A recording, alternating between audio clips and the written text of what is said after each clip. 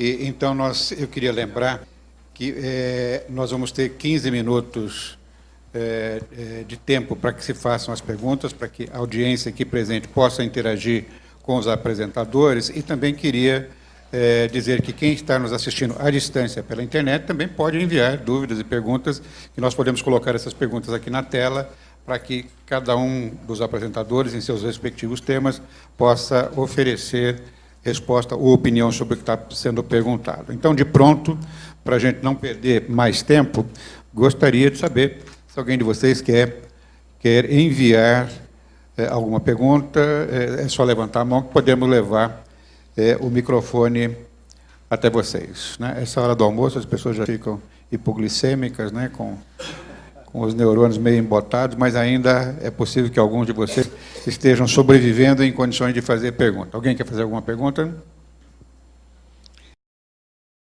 Ninguém? Então, e aguardando que possam chegar algumas perguntas, eu gostaria de fazer alguns pequenos comentários sobre as apresentações, que, insisto, repito, todas foram excelentes, apenas para pegar alguns pontos que foram importantes.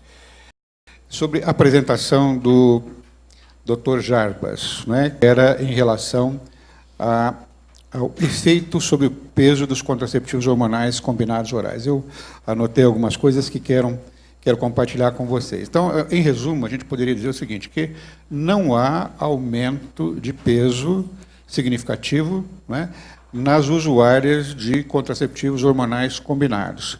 Se você estratificar isso, por exemplo, em adolescentes, né, mulheres magras ou obesas, portadoras de anovulação crônica, como pacientes portadoras da síndrome de ovários policísticos. E se você olhar para os diferentes progestagentes que compõem essas formulações, nenhum deles, nos trabalhos que o Jarbas compartilhou conosco aqui, não mostraram aumento de peso com os contraceptivos. Ele teve o cuidado de ir um pouquinho adiante do que o tema ele propunha, e falou em relação, acho que foi interessante, aquela curva de estabilização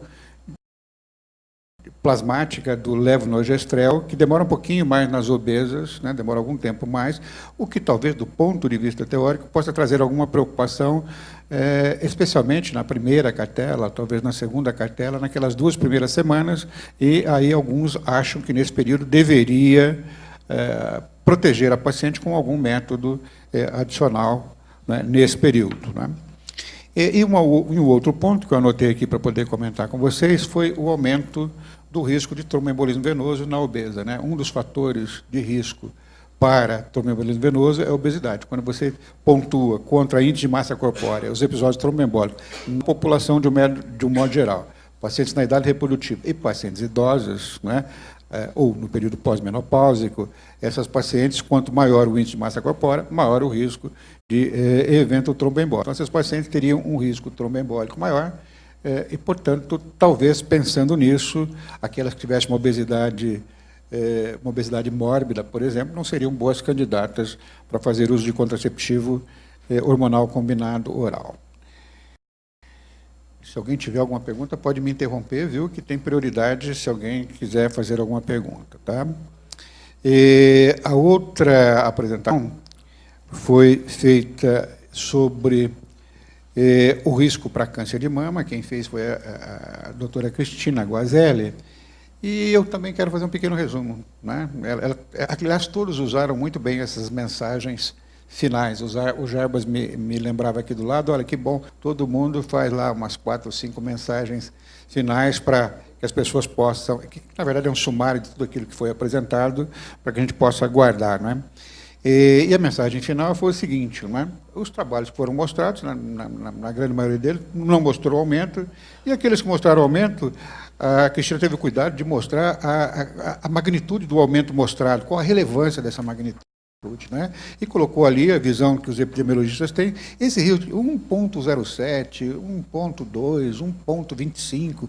Na verdade, 1,25 é 25% de aumento do risco relativo, mas você tem que jogar isso para o risco absoluto. E quando você vai ver o risco absoluto, ela teve o cuidado de mostrar isso para a gente, mesmo nesses trabalhos que mostram aumento de risco, o risco absoluto é É nenhum, é praticamente nenhum.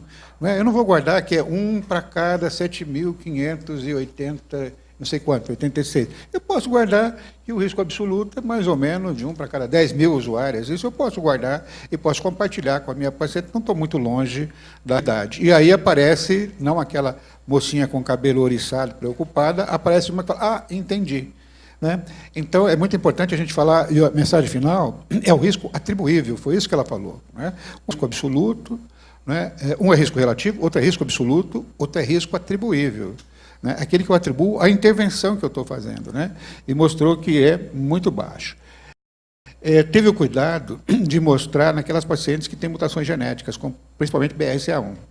Né? E o BRCA1, ela colocou que existem algumas linhas de pensamento por hora, não tem dados muito consolidados, os dados parecem apontar nessa direção, que talvez não fosse uma boa opção usar contraceptivo hormonal combinado. Não é?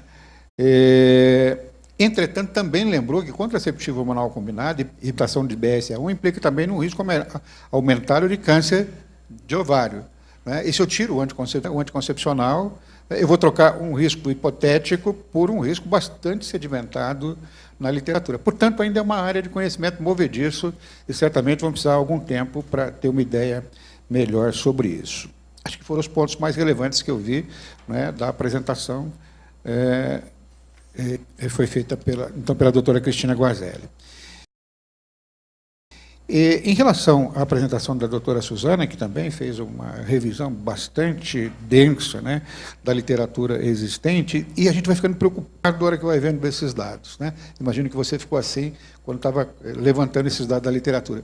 Porque, até agora, a gente vê benefícios contraceptivos muito relevantes dos anticoncepcionais combinados orais. Né? Acabamos de falar, vocês viram, redução do risco de câncer de mama, de câncer de endométrio, esmenorreia, melhora a anemia ferropriva, reduz a endometriose. De repente vem algo e fala, olha, isso aqui acho que não é tão bom. Né? O risco do câncer de mama, quando saiu ano passado, foi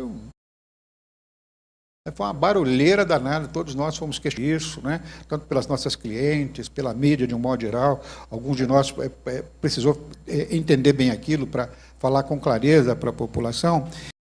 E o trabalho da Suzana, a gente vai ver e falar, puxa, será que é ruim mesmo para o osso? Vai prejudicar o pico de massa óssea? Né? E a gente vai ficando incomodado a hora que vai vendo esses dados. E o que me pareceu, depois se a Suzana quiser emitir comentários a respeito, fique à vontade, o que me pareceu, na verdade, o que nos interessa é marcador intermediário, o que nos interessa é desfecho clínico, é fratura. Né? E quando a gente for olhar a fratura, parece que os dados sobre fratura são muito pouco relevantes. E aí eu fiquei pensando, puxa, eu vou usar uma pílula anticoncepcional, ela tem efeito antigonadotrópico, vai inibir maturação folicular ovariana, vai impedir a ovulação e provavelmente, claro, por esse caminho eu não vou ter maturação folicular, não vou arregimentar uma população grande de célula da granulosa, nível estrogênico com estradiol lá embaixo. Mas nível de etinil estradiol, né? Então eu tenho que ver se esse nível de etinil estradiol, e o etinil estradiol é muito mais potente, e para o osso ele é extremamente potente, pelo menos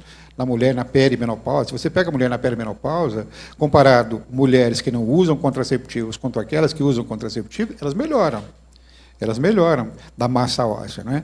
Então, eu tenho dúvida. Né? Quer dizer, apesar de haver uma certa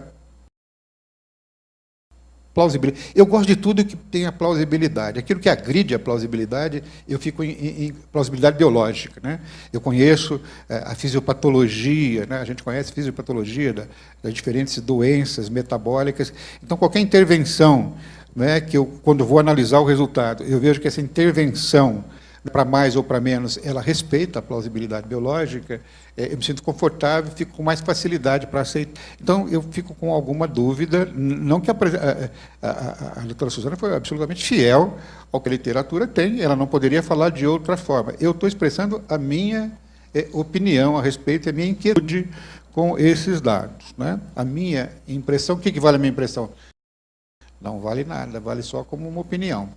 A minha impressão é que, ao longo dos anos, né, nós vamos colher dados mais significativos de que o uso de contraceptivos hormonais combinados orais não vão impactar não é? Se eu começar a usar na adolescência, se eu começar a usar aos 30 anos de idade, ou se eu usar no período perimenopáusico, no período perimenopáusico talvez traga algum ganho.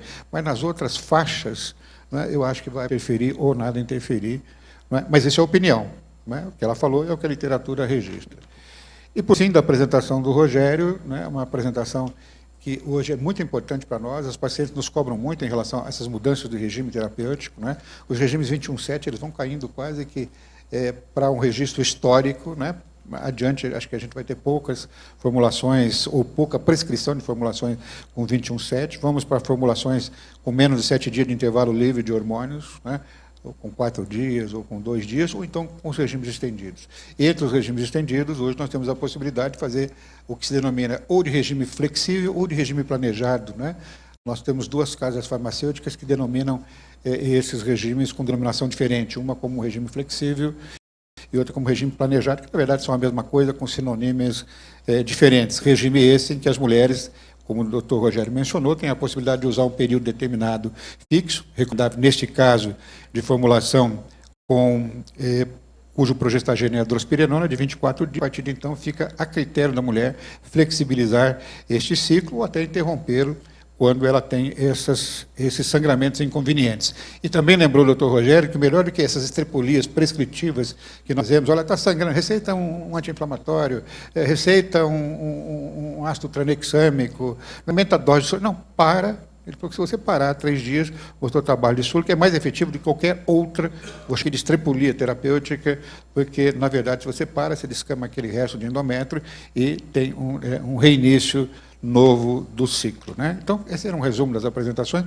para que não pareça eu apenas um rostinho bonito aqui controlando o tempo, eu achei que deveria fazer, então, esses comentários. Mas, estava me lembrando, Jarbas, aqui que chegaram perguntas, né?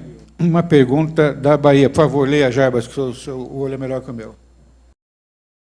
A Sâmia Correia, da Vitória da Conquista, pergunta, acho que é a pergunta, há contraindicação para o uso de oral combinado nas mulheres que têm o CA de mama já instalado? Sim. Nas pacientes que têm diagnóstico de câncer de mama, né, antecedente pessoal, é contraindicado o uso é contraindicado o uso de qualquer método hormonal, não só os combinados. Para as pacientes que têm câncer de mama, se indica o uso do dispositivo intrauterino de cobre. Tem uma outra pergunta lá em cima, né? Não, aquela é da mesa anterior, né? Acho que chegou... Foi apenas essa, acho que o pessoal já foi almoçar. Viu, professor Marcos Felipe? Acho que o pessoal já saiu da sala que estava assistindo e foi almoçar. Como nós temos três minutos ainda para eventuais considerações, eu vou permitir com que cada um de vocês, né, começando sem nenhum viés ideológico pela direita, né, vamos começar ali pelo Rogério, né, para que faça, então, considerações finais, e a seguir nós vamos passar para os demais. Eu acho que eu vou fazer uma consideração agora em nome do evento, né, da própria comissão e da diretoria da FEBRASGO, que nos apoiou nessa iniciativa. A iniciativa que ela vem, muitas vezes são demandas da própria indústria farmacêutica, nesse caso foi do laboratório Lips, que solicitou, e a FEBRASGO ela tem hoje o compromisso de trazer mais alto nível científico, e hoje eu fiquei bastante feliz de ver um tema que é difícil, e eu achei que foi muito bem abordado aqui, ainda de forma leve, deu para a gente sair com a missão cumprida aqui, com a sensação de dever cumprido. Então, agradecer mais uma vez a FEBRASGO pela oportunidade, e nós gostamos de receber trabalho, né? Então, a comissão gosta de trabalhar bastante, a gente tem trabalhado nesses anos, não estamos muito forgados não, né, professor? Marcos Felipe às vezes fala que estou meio forgado, mas não estou, não. Então, é só nesse sentido aqui os agradecimentos. Comissão Muricy Ramalho, né? Meu nome é Trabalho, né? Então, Suzana, por favor. Bom, acho que foi um evento que engrandeceu todos à distância, e os que estiveram aqui presentes, os mesmos da mesa, foram temas escolhidos a dedo e acho que acrescentaram informações importantes. Especificamente no meu tema 10 segundos em relação à parte óssea. O osso é um dos tecidos mais vivos do corpo da mulher, né? O tempo todo pode estar mudando. Então, assim como eu vi no trabalho que com a medroxiprogesterona, que era uma forma que mais preocupava em relação à massa óssea, nós tivemos melhora no passar dos anos, então tem uma piora temporária e depois até uma melhora óssea, eu acredito que isso deva acontecer também com os contraceptivos combinados. É que não existem estudos. Quem sabe nós aqui da mesa faremos no futuro.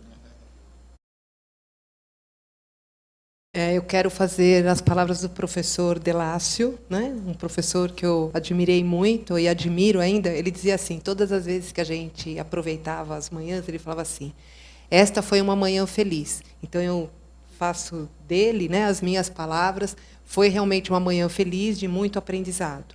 De mensagem, eu acho que não foi da minha aula. Eu diria que, de tudo que se foi comentado nessa mesa, eu acho que a gente precisa saber interpretar e ler os resultados. E é nossa função tranquilizar as pacientes, porque a todo momento chegam coisas contra os anticoncepcionais. Não importa qual tipo de anticoncepção. Então, a gente precisa saber ler, interpretar e informar as nossas pacientes, porque é nossa função tranquilizá-las e fazer com que elas utilizem o método de forma sossegada, calma, e que elas saibam reconhecer o verdadeiro risco. Perfeito. Vamos agora para a esquerda, né? E vamos passar, então, a palavra para o Dr. Jarbas. Falando aqui da esquerda, não vou falar das pesquisas, não.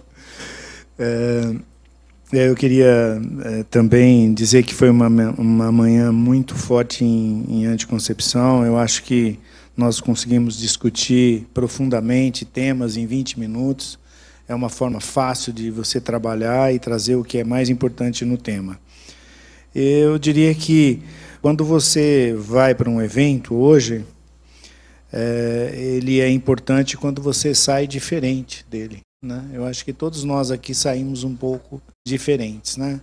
Alicerçados em conceitos baseados em evidências e também na nossa prática clínica. Eu queria cumprimentar a Febrasgo por essa iniciativa, o Marcos Felipe, o César e o Rogério, e também o Laboratório Libes, que proporcionou essa manhã tão intensa de trabalhos. Muito obrigado por participar junto com vocês.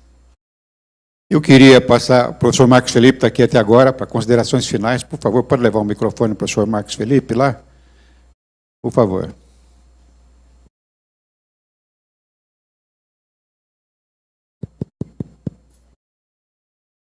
O professor Marcos Felipe, nosso diretor científico, que é responsável pela organização do evento junto com o Rogério. Bom, obrigado pela oportunidade. Eu queria realmente dizer que o nível das palestras foram muito bons, né? Dificilmente a gente consegue reunir tanta gente boa. Foram 8 palestras de um nível altíssimo, como nós tivemos oportunidade hoje. Então, isso deve a esse esforço à comissão especializada de anticoncepção, que tem trabalhado muito, tem produzido bastante. Se vocês acessarem o site da Febrasgo, vocês vão perceber lá a quantidade de material sobre contracepção, seja hormonal, seja os outros métodos contraceptivos, que estão disponibilizados para vocês, acesso livre para os associados, né? Então, há um farto material. Essas temáticas de hoje estão resumidas em um texto que o Dr. Rogério preparou também, não é? Deve sair proximamente, e desde uma história, a evolução dos contraceptivos orais combinados, e dizer que é uma satisfação muito grande a gente poder estar contribuindo, não é? Ontem nós tivemos um importante evento também, ontem, durante o Congresso Brasileiro de Endometriose. Nós criamos dentro da Febrasgo, a Escola Febrasgo de Endometriose, que é a Comissão Nacional de Endometriose, ela está cuidando disso. Então, qual é o objetivo dessa escola? É incentivar a publicação, a produção de material de conhecimento, para que todos os associados possam usufruir do que tem mais atual, no caso da endometriose. Mas aqui fica o desafio também aí para a Escola Febrasgo de Contracepção, não é? E que isso certamente traz vantagens para todos. É um ganha-ganha, né? Todos saem ganhando, porque a produção científica é a base, ela é a nossa missão dentro da nossa sociedade. Então, eu quero agradecer à Libs pela oportunidade e também agradecer aos senhores que gastaram aí um sábado de manhã, hoje sem chuva, né, para poder participar desse evento. Espero que vocês tenham aproveitado bastante e vão voltar para casa, como disse, com mais conhecimento do que aqui chegaram. Muito obrigado.